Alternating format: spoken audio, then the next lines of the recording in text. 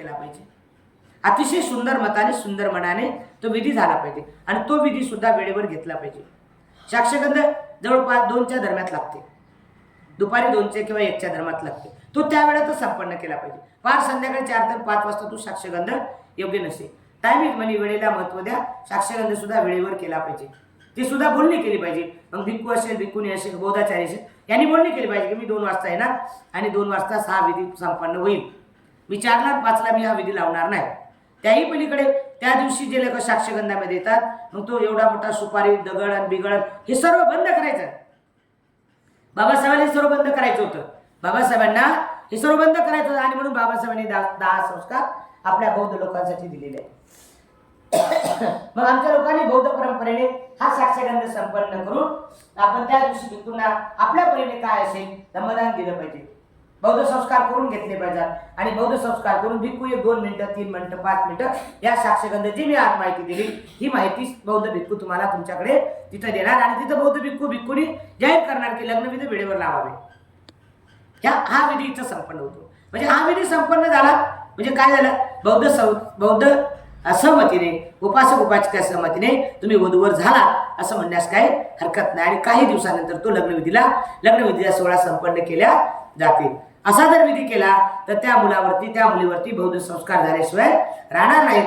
बाबासाहेबांनी हे बौद्ध संस्कार अतिशय कष्टाने, अतिशय परिश्रमाने, अतिशय अभ्यासपूर्वक जगातले मोठे श्रेष्ठ संस्कार आहेत की ज्या संस्कारामुळे आज, उद्या आणि परवा तुमच्या लोकांचं कल्याण होईल.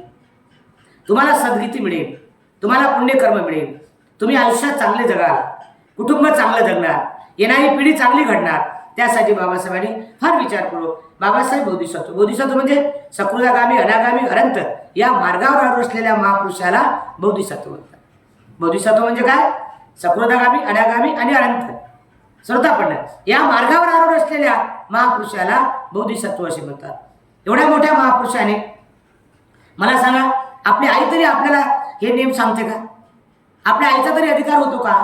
मग बाबासाहेब मातृत्व घेतलं. बाबासाहेब आपले मातृत्व आहे म्हणून बाबासाहेब प्रत्येक शब्द, प्रत्येक विनय, प्रत्येक नेम हा आपण ठराव म्हणून घेतला पाहिजे, एक बांधिलकी म्हणून घेतला पाहिजे, एक आपल्या जीवनातले एक केंद्रबिंदू म्हणून घेतला पाहिजे आणि त्या केंद्रबिंदूच्या माध्यमातून आपलं जगलं पाहिजे.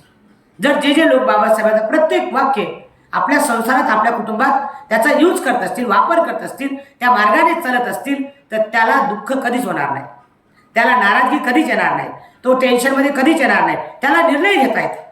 निर्णयमत भूमिका मांडली पाहिजे आणि जे लोक निर्णयमत भूमिका मांडतात त्यांच्या जीवनामध्ये कल्याण झाल्याशिवाय राहत नाही. आज बाबासाहेबांनी दिलेल्या संस्काराचे विसंगत आपण जगतो, त्यामुळे आपले भांडणं होतात, वाद होतात, लग्नामध्ये वाद होतात, मतामतांतर होतात, शंका सूचका वाढतात, नवरी नवरदेवाचे वाद होतात. हे सर्व प्रकार आपण विधीनुसार, आपण संस्कारानुसार कार्यक्रम न घेतल्यामुळे, नियमानुसार न जगल्यामुळे हा सर्व प्रकार आपल्या जीवनात घडत असते. आणि म्हणून आपण सर्वांनी जे बेसिक प्रशिक्षणमध्ये आहे त्यांनी हा साक्षगंध अशा पद्धतीने पार पाडला पाहिजे. काही जर कळालं नाही मला परत विचारावं.